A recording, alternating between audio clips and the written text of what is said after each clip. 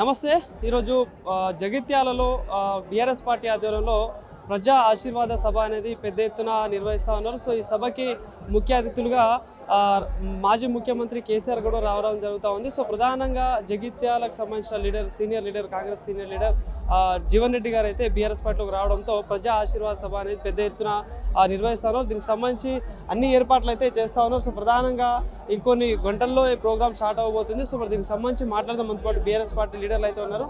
So అన్న నమస్తే అన్న, ఎట్లా ఉండబోతుంది ఈ సభకు సంబంధించి? మరి రాబోయే రోజులలో ఎట్లా ఉండదు? ఈరోజు కేసీఆర్ గారు మళ్ళీ సభ ద్వారా బయటికి రాబోతా ఉన్నారు, జీవన్ రెడ్డి గారు పార్టీలోకి రావడం జరిగింది. సో ఎట్లా ఉండబోతుంది బీఆర్ఎస్ పార్టీ? బీఆర్ఎస్ పార్టీ ఎప్పుడు ప్రజల్లోనే ఉన్నది. గతంలో ప్రజా సంక్షేమ పథకాల ద్వారా ఎలక్షన్ హామీలో ఇయ్యనటి హామీలు కూడా అమలు చేసినటువంటి గొప్ప నాయకుడు కేసీఆర్ గారు. ఏ రోజు రైతు బంధు ఇస్తా అని చెప్పలే, కేసీఆర్ కిట్ ఇస్తా అని చెప్పలే, షాదీ ముబారక్ కళ్యాణ లక్ష్మి కూడా మేనిఫెస్టోలో లేదు, కానీ అందించడం జరిగింది. కానీ ఈరోజు కాంగ్రెస్ పార్టీ ఇచ్చినటువంటి హామీలు అమలు చేయలేక ఆయన హైబ్రిడ్ విధానాలని చెప్పుకొని తిరుగుతున్నటువంటి ఆయన ఈరోజు ఏమైపోయిందంటే క్రాస్ బ్రీడ్లను అన్నింటినీ ఎంకరేజ్ చేస్తుంది. కాబట్టి ఆ క్రాస్ బ్రీడ్ కల్టివేషన్ తీసేయడానికి ఈరోజు కేసీఆర్ గారు జగిత్యాలకు రావడం జరుగుతుంది. జగిత్యాల సమితి ప్రెసిడెంట్గా చేసి మాజీ మంత్రిగా చేసి సుదీర్ఘ రాజకీయ అనుభవం ఉన్నటువంటి ఒక జీవన్ రెడ్డి గారు ఒక టైంలో పీసీసీ ప్రెసిడెంట్కి పోటీ పడ్డారు.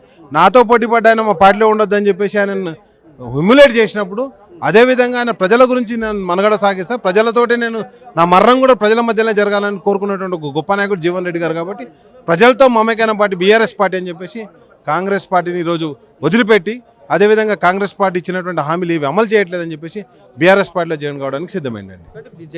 జీవన్ రెడ్డి గారు బీఆర్ఎస్ పార్టీలో జాయిన్ అయినా కూడా అంత ఒరిగేది ఏం లేదు అని చెప్పేసి కాంగ్రెస్ పార్టీ నాయకులు మాట్లాడుతూ ఉన్నారు. ఒకటే చెప్తాను, ఈరోజు ఎమ్మెల్యేగా ఓడిపోయినటువంటి రేవంత్ రెడ్డి గారు ముఖ్యమంత్రి అయిండు.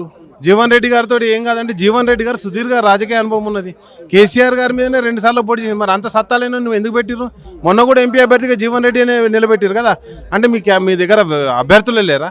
కాబట్టి నేనేమంటున్నా అంటే, ఒక తమ పార్టీ నుంచి వెళ్ళిపోయేటోడు అంటే ఆయన సుదీర్ఘ రాజకీయ అనుభవం ఆ విధంగా అవమానపరచడం, లేకపోతే గతంలో పాత కాంగ్రెస్ పార్టీ నాయకులందరినీ అవమానపరచడం రేవంత్ రెడ్డి గారికి రివాజ్గా మారింది. కాబట్టి వాళ్ళందరినీ అవమానపరచడం ద్వారా, హ్యూమిలేట్ చేయడం ద్వారా పార్టీల నుంచి తరలించడానికి ప్రయత్నం జరుగుతుంది. ఎట్లా ఉండబోతుంది రాబోయే రోజులలో? కేసీఆర్ గారు అయితే ఇప్పుడు మళ్ళీ వచ్చి ప్రజలకు ఏదో ఒక సందేశం అయితే డెఫినెట్గా ఇవ్వబోతా ఉన్నారు. సో మరి రాబోయే రోజులలో పార్టీ ఎట్లా ఉండబోతుంది? ఒకటే చెప్తున్నానండి, ఈరోజు మేము ప్రజలకు ఇచ్చినటువంటి హామీలన్నీ అమలు చేశాం మా ప్రభుత్వంలో ఉన్నప్పుడు. ఈరోజు కాంగ్రెస్ పార్టీ తులం బంగారం అన్నది కావచ్చు, 4000 పెన్షన్ అన్నది కావచ్చు, ప్రతి మహిళకు 2500 అన్నది కావచ్చు, చాలా హామీలు ఇచ్చారు, 420 హామీలు ఇచ్చారు.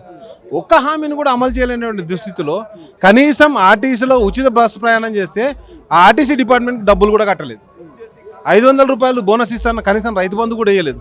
కాబట్టి ఇవన్నీ ప్రజలు గమనిస్తారు. కాబట్టి మరొకసారి కేసీఆర్ గారి నా రాష్ట్రానికి శ్రీరామ రక్ష అని చెప్పేసి ప్రజలు సంపూర్ణంగా విశ్వసిస్తున్నారు.